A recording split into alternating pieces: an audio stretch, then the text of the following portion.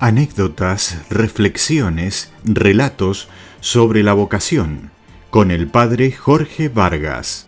Como en otras jornadas anteriores, Leví el publicano estaba sentado en su banco, cobrando impuestos. Era su trabajo, aunque a muchos de sus contemporáneos les pareciera despreciable. Pero aquel día todo cambió. La voz de Jesucristo que pasaba a su lado sonó escueta e imperiosa. Vio Jesús a un hombre sentado en el telonio, llamado Mateo, y le dijo: «Sígueme». Jesucristo se adentró en su vida para siempre, pidiéndole la entrega de todo cuanto era y cuanto tenía.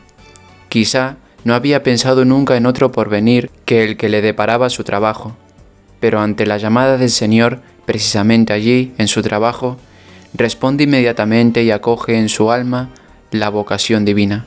Él se levantó y le siguió. Es una escena que desde entonces se ha repetido paso a paso en la vida de muchas personas. El Señor ha salido al encuentro de ellas con ocasión de su trabajo, de las cosas más cotidianas, y les ha llamado. Esa llamada a la vocación es la gran pregunta del hombre, un interrogante que compromete toda su existencia. ¿Qué quiere Dios que sea yo? Dios da la vocación y con ella las luces para verla. Por nuestra parte, debemos allanarle el camino, salir a su encuentro con la oración y la rectitud de vida. Pero lo difícil es saber cómo en concreto podemos percibir cuál es la llamada de Dios. Podremos percibir esa llamada de Dios de un modo apabullante y maravilloso, con una gran conmoción, como quizá nos gustaría. O bien, y esto es lo más corriente, con ese aire cotidiano, bajo el rostro de las cosas sencillas, de un amigo, de una noticia, de una conversación, de un libro. Para cultivar una buena disposición hacia la llamada de Dios es fundamental el espíritu de oración. La piedad popular ha representado a la Virgen en oración cuando recibe la embajada del ángel. Es indudable que Nuestra Señora guardaba un recogimiento habitual. Tenía un espíritu de oración que le dispuso a recibir el mensaje divino y aceptarlo. Para percibir las llamadas de Dios es preciso tener esa orientación habitual hacia lo divino, saber escuchar la voz del Señor en medio de los afanes de la vida diaria y después contestar, como ella, con un «hágase en mí según tu palabra». ¿Y qué tipo de cosas sencillas y cotidianas debemos observar en nuestra oración? Examina tu corazón, en el que bulle quizá desde hace tiempo la ilusión de algo grande. Piensa si no será Dios el que te está hablando bajito, con las palabras de un amigo, tras la aparente monotonía de la vida. Considera quién golpea suavemente tu alma. Quizás lleve tiempo hablándote y no lo hayas descubierto todavía, como le sucedió a aquellos 2 discípulos que caminaban con él hacia Emaús. Jesús caminaba a su lado, alejándose de Jerusalén, como un peregrino más. Les hablaba con el acento de su tierra. Solo cuando rezaron con él se dieron cuenta de que habían estado largo tiempo junto al Señor sin saberlo, y exclamaron: ¿no ardía nuestro corazón cuando nos hablaba en el camino? Piensa qué palabras te han herido últimamente, casi sin saber por qué. No repares demasiado en quien te las ha dicho. Mira si hay recuerdos, inquietudes, deseos, afanes que te enciendan el alma. Y pregúntate si no será Jesucristo el que hace que arda tu corazón en el camino.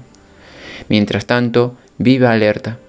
Interroga los rostros y los sucesos. Ahí, entre la monotonía de los días iguales, puede estar llamándote Dios.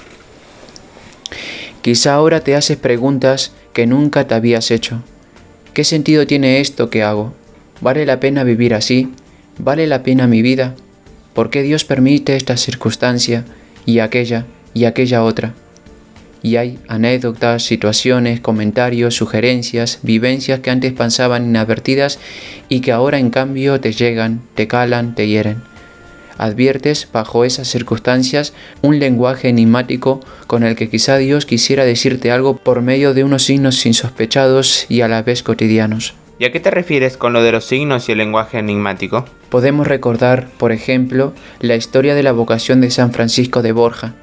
Desde los 18 años estaba en la corte de Carlos V y a los 29 fue nombrado virrey de Cataluña. Ese mismo año recibió la misión de conducir los restos mortales de la emperatriz Isabel hasta la sepultura real de Granada. Él la había visto muchas veces rodeada de aduladores y de todas las riquezas de la corte. Al abrir el féretro para reconocer el cuerpo, la cara de la difunta estaba ya en proceso de descomposición.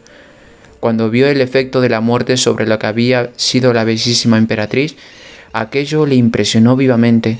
Comprendió con gran nitidez la caducidad de la vida terrena y tomó entonces su famosa resolución: nunca más servir al Señor que se me pueda morir. Todo aquello fue un gran aldabonazo en su alma. Cuando falleció su esposa y sus hijos estuvieron ya emancipados, renunció a sus títulos y posesiones en favor de sus hijos, tomó el hábito y recibió la ordenación sacerdotal en 1551. La noticia de que el duque de Gandía se había hecho jesuita fue un gran bombazo en aquella época. Fue destinado a la casa de los jesuitas de Oñate y empezó a trabajar como ayudante del cocinero. Sus tareas eran acarrear agua y leña, encender la estufa y limpiar la cocina. También atendía la mesa con gran humildad. Sus superiores le trataban con la severidad que parecía exigir la nobleza de su origen, y el santo jamás dio por ello la menor muestra de impaciencia. A los pocos años fue nombrado superior de la Compañía de Jesús en España y después fue elegido padre general.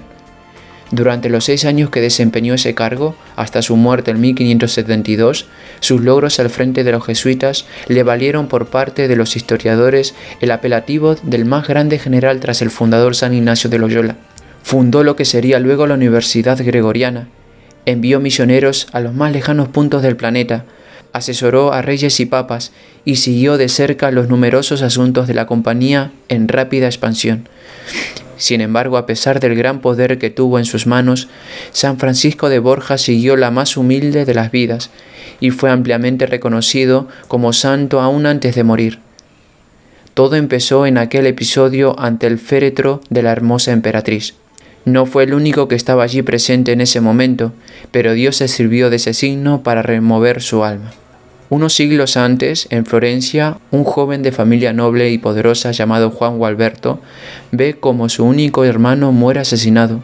El día de Viernes Santo del año 1003, cuando tiene solo 18 años, cabalga rodeado de varios hombres armados, camino de Siena. En una revuelta del camino, se encuentra con un hombre al que reconoce al instante como el asesino de su hermano.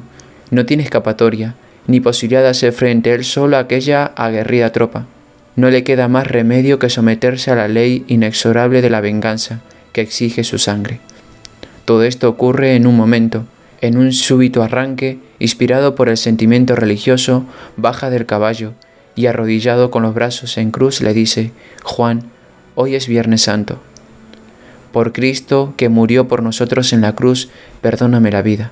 Juan se disponía a asestarle un golpe mortal, cuando el desdichado, viéndose ya perdido sin remisión, musitó: «Jesús, Hijo de Dios, perdóname tú al menos». Juan arrojó su espada, bajó también de su caballo, levantó al asesino, le abrazó y le dijo: «Por amor a Cristo, por la sangre que hoy derramó Jesús en la cruz, te perdono». La lucha entre la sed de venganza y la conciencia de su deber de cristiano, aunque duró breves instantes, debió de ser muy recia en el alma del joven caballero. Estaba allí cerca, a orillas del Arno, la abadía de San Miniato. Entró en la iglesia, se arrodilló ante la imagen de Cristo crucificado. Así pasó varias horas. Al irse, le pareció que el crucifijo se animaba y le hacía una inclinación de cabeza, como agradeciéndole lo que acababa de hacer por su amor. Desde aquel día Juan Gualberto no fue el mismo de antes. Sus pensamientos seguían otros derroteros. Sus inspiraciones mundanas le parecían vanas. No pasó mucho tiempo antes de que llamara a la puerta de ese monasterio y pidiera al abad el hábito benedictino. Entretanto, la noticia llega al castillo de su padre, y el noble señor sale en busca de su hijo. No tarda en presentarse a la puerta de San Miniato. Juan se niega a marcharse. No quiere salir para evitar un encuentro violento. Su padre amenaza a los monjes con toda suerte de males. El abad invita al guerrero a pasar al interior de la clausura para hablar con su hijo. Al encontrarse con el nuevo monje, el noble señor lloró. Se quejó amargamente de su ingratitud, pero acabó por bendecirle y dejarle que siguiera en paz su vocación. Fue un gran monje, y poco después fundó en los bosques de Vallumbrosa una nueva orden, con muchos monasterios en Italia, y hoy es San Juan Gualberto. ¿Y algún otro ejemplo un poco más de nuestra época? Por ejemplo, el de Ruth, una chica que a los 20 años ingresó en el Instituto de las Hermanas de la Cruz y cuyo testimonio conmovió a Juan Pablo II y al millón de jóvenes que la acompañaban en Cuatro Vientos en el año 2003. Antes de ingresar en el instituto, explicaba la joven religiosa, llevaba una vida normal. Me gustaba la música, las cosas bellas, el arte, la amistad, la aventura. Había soñado muchas veces con mi futuro, pero un día vi por la calle a dos hermanas que me llamaron la atención por su recogimiento, su paso ligero y la paz de su semblante. Eran jóvenes como yo. Me sentí vacía y en mi interior oí una voz que me decía, ¿qué haces con tu vida? Quise justificarme. Estudio, saco buenas notas, tengo muchos amigos. Me quedé mirándolas hasta que desaparecieron de mi vista mientras yo me preguntaba, ¿quiénes son? ¿A dónde van? Como Nicodemo imité a Jesús en la noche de mi inquieto corazón y en la oración entré en diálogo con Él. Con Él sentí la llamada de tantos hermanos que me pedían mi tiempo, mi juventud, el amor que había recibido del Señor. Y busqué, y me encontré con la mujer que estaba más cerca del misterio de la cruz de Jesús junto a María, Sor Ángela de la Cruz. Ella se había configurado tanto con la cruz de Jesús que se hizo amor para los pobres que sufren. Me cautivó y quise ser de las suyas, y aquí estoy, santidad, consciente de lo que he dejado. He dejado todo lo que los jóvenes que están con nosotros esta tarde poseen, la libertad, el dinero, un futuro tal vez brillante, el amor humano, quizá unos hijos. Todo lo he dejado por Jesucristo, que cautivó mi corazón para hacer presente el amor de Dios a los más débiles en mi pobre naturaleza de barro. Tengo que confesarle, santidad, que soy muy feliz y que no me cambio por nada ni por nadie. Vivo en la confianza de que quien me llamó a ser testigo me acompaña con su gracia. Gracias, Santo Padre, por su vida, entregada sin reservas como testigo fiel del Evangelio, por fortalecer mi fe, avivar nuestra esperanza y abrir nuestro corazón al amor ardiente del que sabe perder su vida para que los demás la ganen. Gracias por su vida, que a muchos de nosotros nos ha marcado. Gracias por venir a decirnos a los jóvenes que el mundo necesita testigos vivos del Evangelio, que cada uno de nosotros podemos ser uno de esos valientes que se arreguen a construir la nueva civilización del amor, porque lo que nosotros no hagamos se quedará sin hacer.